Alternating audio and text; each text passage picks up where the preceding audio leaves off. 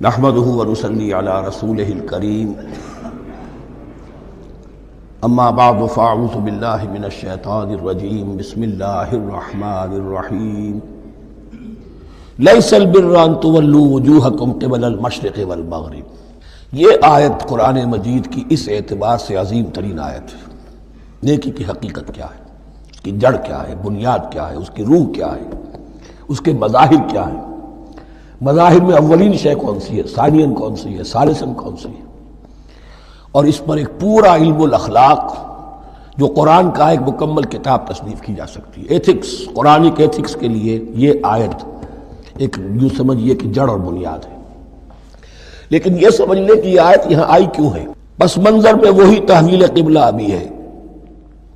تحویل قبلہ کے 4 رکوع 15، 16، 17، 18 یہ تو سالڈ ہے۔ اس سے پہلے 14ویں رکوع میں آیت تھی للہ المشرق والمغرب فأینما تولوا فثم وجہ اللہ۔ ادھر بھی پھر اتنی آیتیں چھوڑ کر پھر یہی لیس البر ان تولوا وجوہکم قبل المشرق والمغرب۔ نیکی یہی نہیں ہے کہ تم اپنے چہرے مشرق اور مغرب کی طرف پھیر دو۔ یہ نہیں کہا یہ نیکی نہیں ہے، نیکی یہی نہیں ہے، یہ بھی نیکی ہے۔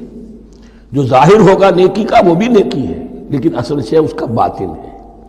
باطن صحیح ہے، نیک ہے، تو حقیقت میں نیکی نیک ہے، ورنہ نہیں۔ وَلَٰكِنَّ الْبِرَّ، بلکہ نیکی تو اس کی ہے۔ اب یہاں سے شروع ہوا جو نیکی کی جڑ ہے، بنیاد ہے۔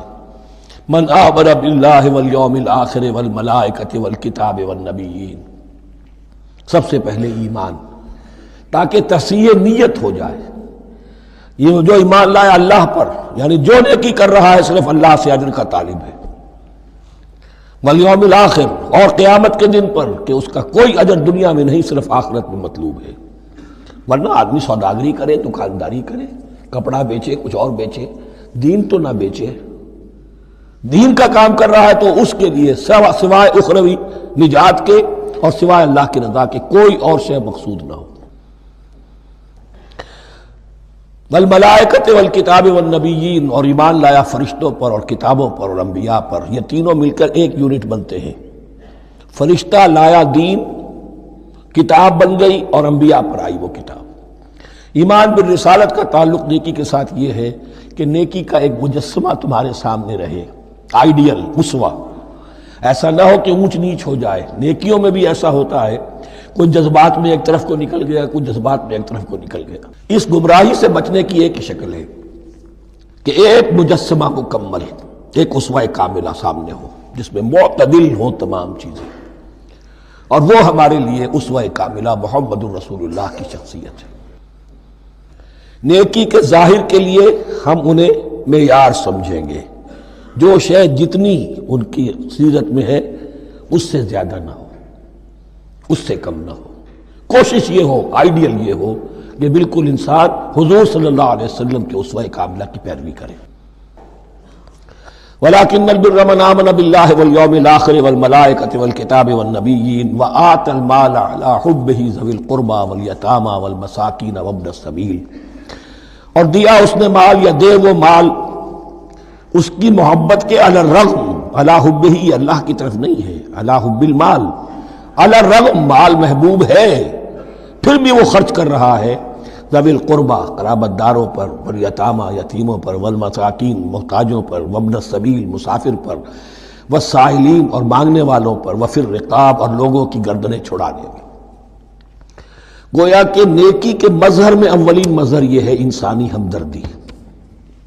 اگر یہ نہیں ہے تو نیکی نہیں ہے۔ عبادات کے انبار لگے ہوں اور دل میں شقاوت ہو، انسان کو حاجت میں دیکھ کر دل نہ پسیجے، کسی کو تکلیف میں دیکھ کر تجوری کی طرف ہاتھ نہ بڑھے حالانکہ تجوری میں مال موجود ہو، تو وہ دین کی روح سے بالکل خالی ہے۔ یا آپ سورہ آل عمران میں پڑھیں گے لن تنالوا البر حتى تنفقوا مما تحبون، تم نیکی کے مقام کو پہنچ ہی نہیں سکتے جب تک کہ خرچ نہ کرو اس میں سے جو تمہیں پسند ہے۔ جس سے طبیعت گھبرا گئی، اکتا گئی، کپڑے میں جو بوسیدہ ہو گئے وہ دے دیے، حاتم طائی کی قبر کو لات مار دی، وہ نہیں، جو شے پسند ہے اگر اس میں سے نہیں دیتے تو نیکی کو پہنچ بھی نہیں سکتے، تمہیں ہوا بھی نہیں لگے گی۔ وَأَقَامَ الصَّلَاةَ وَآتَى الزَّكَاةَ، دیکھیے نماز اور زکوٰۃ اب آ رہے ہیں۔ یہ ہے حکمت دین کہ ایک ہے روح دین، وہ ہے ایمان، اور جو اس کے مظاہر ہے، مظہر اول انسانی ہمدردی، نمبر دوم ہے پھر نماز اور زکوٰۃ، اور یہاں زکوٰۃ کو علیحدہ ذکر کیا ہے، اور اس آیت کا حضور نے حوالہ دیا ان فی المال لحق سوى الزکاۃ۔ دیکھو کچھ لوگوں نے سمجھا بس ہم نے زکوٰۃ نکال دی تو حق ادا ہو گیا پورا، بڑی بے وقوفی ہے۔ مال میں حق ہے زکوٰۃ کے سوا بھی، اور اب آپ نے یہ آیت پڑھی، دیکھو اس آیت میں کیا ہے، زکوٰۃ کا تذکرہ بعد میں ہو رہا ہے، وَآتَ الْمَالَ عَلَىٰ حُبِّهِ ذَوِي الْقُرْبَىٰ وَالْيَتَامَىٰ وَالْمَسَاكِينَ وَابْنَ السَّبِيلِ وَالسَّائِلِينَ وَفِي الرِّقَابِ وَأَقَامَ الصَّلَاةَ وَآتَى الزَّكَاةَ۔ اس کی کیا حکمت ہے کہ ایمان کو تر و تازہ رکھنے کے لیے نماز ہے، اقم الصلاۃ لذکری، اور انسانی ہمدردی میں مال خرچ کرنے کے جذبے کو پروان چڑھانے کے لیے، برقرار رکھنے کے لیے زکوٰۃ ہے۔ اتنا تو دو نا کم سے کم، بوتل کا منہ تو کھلے، کارک تو نکلے اس کا۔ اگر بوتل کا کارک نکل جائے گا تو شاید اس میں سے کچھ شربت اور بھی نکل آئے، تو زکوٰۃ ہے تو کارک کے مانند 2.5% ہے، کیا ہے، لیکن یہ کہ اس سے پھر کچھ اور بھی نکلے گا۔ جو زکوٰۃ بھی نہیں دیتا اس نے کیا کرنا۔ وَالْمُوفُونَ بِعَهْدِهِمْ إِذَا عَاهَدُوا، اور وہ کہ جو اپنے عہد کو پورا کرنے والے ہیں جب کوئی عہد کر لیں۔ سب سے بڑا عہد اللہ سے کیا، لست بربکم قالوا بلا۔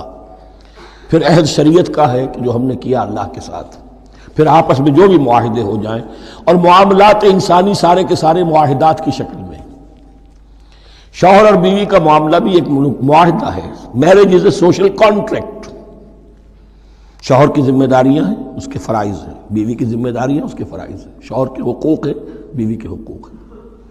پھر جو بھی امپلائر امپلائی ریلیشن شپ ہے، معاہدہ ہے، کانٹریکٹ ہے۔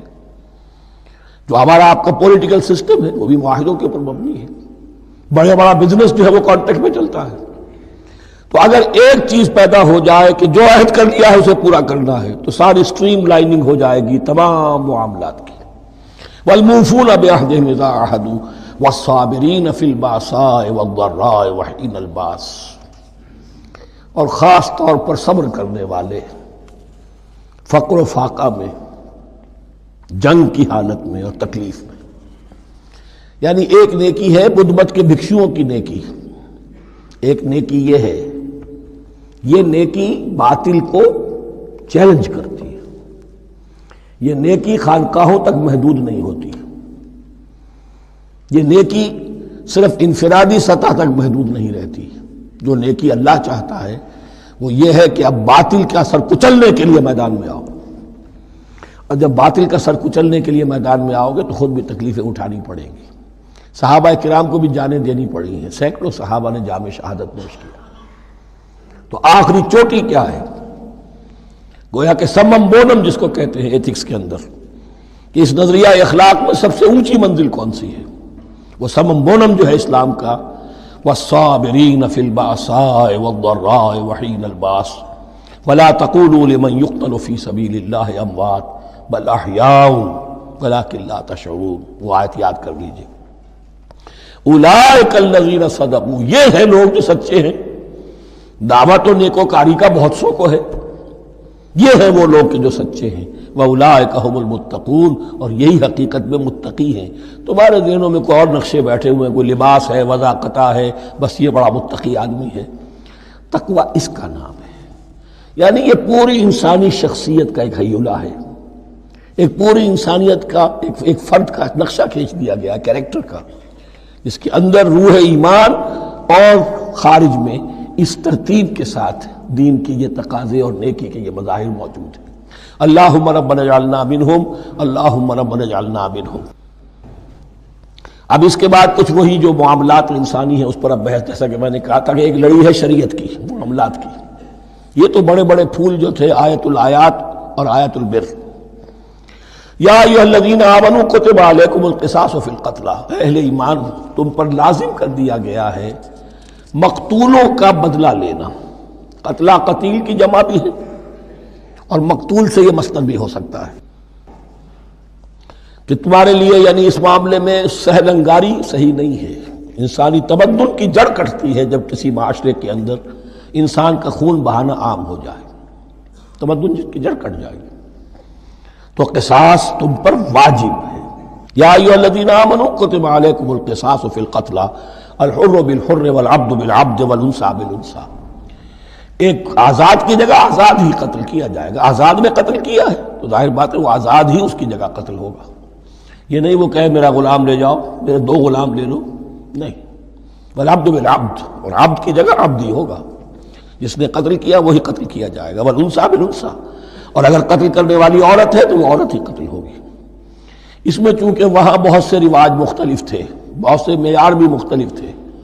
اگر اوسی خزرجی کو قتل کر دے تو 1/3 خون بہا، 3 گنا خون بہا، اور خزرجی اوسی کو قتل کرے تو 1/3 خون بہا، یہ ان کا قانون تھا۔ اسی طرح یہ کہ آزاد میں اور غلام میں فرق تھا، لیکن ہماری شریعت میں اگرچہ یہ طویل بڑا مضمون ہے اور اس میں کافی فقہا کے اقوال ہیں مختلف، لیکن امام ابو حنیفہ رحمۃ اللہ علیہ کا قول یہی ہے کہ تمام مسلمان آپس میں کفو ہیں، برابر ہیں، لہذا یہاں کوئی فرق نہیں کیا جائے گا قتل کے مقدمات میں۔ فمن عفی لہ من اخیہ شیء فاتباع بالمعروف واداء الیہ باحسان، پھر جس کو معاف کر دیا جائے کوئی شے اس کے بھائی کی جانب سے، یعنی جو مقتول ہے اس کے ورثاء اگر کہتے صاحب ہم اس کی جان بخشنے کو تیار ہیں، چاہے وہ خون بہا لے لیں یا ویسے ہی معاف کر دیں، تو جو بھی کچھ خون بہا طے ہوا ہو اداء الیہ باحسان فاتباع بالمعروف، تو اس کی پیروی کی جائے معروف طریقے پر اور ادائی کی جائے خوبصورتی کے ساتھ۔ ذالک تخفیف من ربکم ورحمہ، یہ تمہارے رب کی طرف سے تخفیف ہے، آسانی کی ہے اور رحمت ہے، اور اس کی رحمت ہونا بہت واضح ہے۔ اگر یہ شکل نہ ہو تو پھر قتل در قتل کا سلسلہ جو ہے وہ جاری رہتا ہے، لیکن اگر یہ ہو گیا کہ قاتل کو لا کے سامنے کھڑا کر دیا، لو بھائی اب تمہارے ہاتھ میں اس کی جان ہے، چاہو تو یہ قتل کر دیا جائے گا، چاہو احسان کرنا چاہو بخشنا چاہو ویسے ہی بخش دو، چاہو تو خون بہا لے لو۔ اس سے کیا ہوگا کہ وہ دشمنیوں کا جو دائرہ ہے وہ پھر سمٹ جاتا ہے، بڑھتا نہیں۔ اس میں بڑی رحمت ہے اللہ کی طرف سے۔ قانون جو ہے اسلام میں قتل کا، اس میں مدعی ریاست نہیں ہوتی۔ آج کل ہمارے ہاں غلطی یہ ہے، مدعی ریاست بن جاتی ہے۔ یہ مدعی ہوتا ہے یہاں پر جو بھی مقتول کے ورثاء ہیں، اور کسی کو صدر کو کیا، صدر کے باپ کو بھی اختیار نہیں ہے کہ کسی قاتل کو معاف کر دے۔ قاتل کو معاف کرنے کا جو اختیار ہے وہ صرف مقتول کے ورثاء کو ہے، کوئی صدر نہیں کر سکتا۔ ہمارے دستور میں ہے، پوری شرع پوری شک موجود ہے۔ فمن اعتدی بعد ذلک فلہ عذاب علیم، اور جو اس کے بعد بھی حد سے تجاوز کرے گا تو اس کے لیے دردناک اور بہت بڑا عذاب ہوگا۔ وَلَكُمْ فِي الْقِصَاصِ حَيَاةٌ يَا أُولِي الْأَلْبَابِ لَعَلَّكُمْ تَتَّقُونَ، اور اے ہوش مندو قصاص میں زندگی ہے تمہارے لیے۔ ایک روحانی تصور ہے معاف کر دینا اچھا ہے، اسلام بھی کہتا ہے ان تعفوا وتصفحوا وتغفروا فإن اللہ غفور رحیم، لیکن قتل کے مقدمات میں سہل انگاری جو ہے وہ اچھی نہیں ہے۔ پیروی شدت کے ساتھ ہونی چاہیے تاکہ اس سے آگے قتل کا سلسلہ بند ہو۔ وَلَكُمْ فِي الْقِصَاصِ حَيَاةٌ يَا أُولِي الْأَلْبَابِ لَعَلَّكُمْ تَتَّقُونَ، تاکہ تم بچ سکو۔ اب کوتب علیکم دوبارہ آ گیا۔ یہ کوتبہ کے لفظ کو سمجھ لیجئے، جہاں بھی کوئی شے فرض کی جائے گی، لازم کی جائے گی، وہ کوتبہ ہے۔ اسی لیے شریعت کے لیے قرآن مجید میں جو لفظ ہے الکتاب، الکتاب اس معنی میں کہ اس میں شریعت خداوندی پوری کی پوری موجود ہے۔ کوتبہ علیکم، کوتبہ علیکم اذا حضر احدکم الموت ان ترک خیرا الوصیۃ للوالدین والاقربین بالمعروف، تم پر واجب کر دیا گیا، فرض کر دیا گیا، جب تم میں سے کسی کی موت کا وقت آ جائے، اگر وہ کوئی خیر مال چھوڑ رہا ہو، دولت چھوڑ رہا ہو، تو اس کے لیے فرض کر دیا گیا وصیت کرنا اپنے والدین کے حق میں اور رشتہ داروں کے حق میں انصاف کے ساتھ۔ ابھی چونکہ قانون وراثت نازل نہیں ہوا تھا، یہ ابتدائی قدم اٹھایا گیا۔ وہاں ہوتا یہ تھا جو آج بھی ہندوؤں میں ہوتا ہے، جو مر گیا اس کی ساری جائیداد کا مالک جو ہے بڑا بیٹا ہو، چھوٹے بیٹے بھی نہیں، نہ بیٹیاں نہ بیوی، کچھ نہیں، تو سارا کا سارا مال جو ہڑپ کر جاتے تھے، کسی کو کچھ نہیں۔ یہاں یہ کہ اب پہلا ابتدائی حکم دیا گیا، لیکن یہ آیت منسوخ ہو جائے گی سورہ نساء میں جب پورا قانون وراثت آ گیا، تو اب یہ آیت منسوخ شمار ہوتی ہے۔ ناسخ وہ قانون وراثت ہے جو سورہ نساء کے دوسرے رکوع میں آئے گا۔ البتہ اس کے ایک حصے کو حضور نے باقی رکھا ہے، وہ گویا کہ سنت نے اس کے ایک جز کو برقرار رکھا ہے، اور وہ جز یہ ہے کہ مرنے والا 1/3 اپنے مال کے لیے وصیت کر سکتا ہے کسی کے لیے، 1/3 سے زیادہ نہیں، اور وارث کے لیے وصیت نہیں ہوگی، جس کی وراثت میں حق مقرر ہو چکا ہے اس کے لیے وصیت نہیں ہوگی، وہ غیر وارث کے لیے وصیت ہوگی، کسی دینی ادارے کو دینا چاہے، کسی اور کو دینا چاہے، یتیم کو، بیوہ کو، یتیم خانے کو، ٹھیک ہے، 1/3، 2/3 میں قانون وراثت کی تنفیذ ہوگی لازماً۔ تو اس آیت کا صرف اتنا حصہ باقی رکھا ہے حضور نے صلی اللہ علیہ وسلم۔ حقاً علی المتقین، یہ اللہ کا تقوی رکھنے والوں پر حق ہے، واجب ہے کہ وہ وصیت کریں کہ ہمارے والدین کو یہ مل جائے، فلاں رشتہ دار کو یہ مل جائے، باقی جو ہے جو بھی ورثاء ہیں لے جائیں۔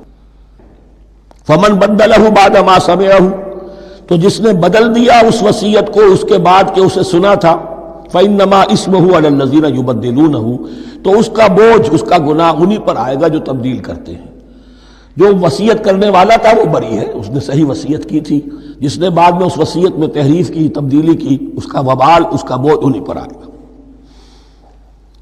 ان اللہ سمیع علیم، یقینا اللہ سب کچھ سننے والا اور جاننے والا ہے۔ فمن خاف من موص جنفا، اب اگر کسی کو اندیشہ ہوا کہ وصیت کرنے والے نے جانبداری برتی ہے، ٹھیک وصیت نہیں کی ہے، دیانتداری کے ساتھ اس کی رائے یہ ہوئی، او اسمن، یا گناہ اس نے کمایا ہے، فاصلح بینہم، اور اب ان کے مابین صلح کرا دی، ورثاء کو جمع کیا کہ بھائی وراثت تو یہ تھی، ان کی وصیت تھی، لیکن دیکھو اس میں یہ زیادتی والی بات ہے، اگر تم مطمئن ہو جاؤ، متفق ہو جاؤ تو اس میں اتنی تبدیلی کر دی جائے ان کے اتفاق سے، فلا اسم علیہ، تو اس میں کوئی گناہ نہیں ہے، یعنی ایسی نہیں ہے یہ بات کہ اس کو وہ سینکشن اور سینکٹیٹی حاصل ہو گئی ہے، تقدس، کہ اب اس میں کوئی تبدیلی نہیں ہو سکتی، باہمی مشورے سے اور اچھے جذبے سے، اصلاح کے جذبے سے وصیت میں تغیر ہو سکتا ہے۔ ان اللہ غفور الرحیم، یقیناً اللہ تعالی بخشنے والا ہے، رحم فرمانے والا۔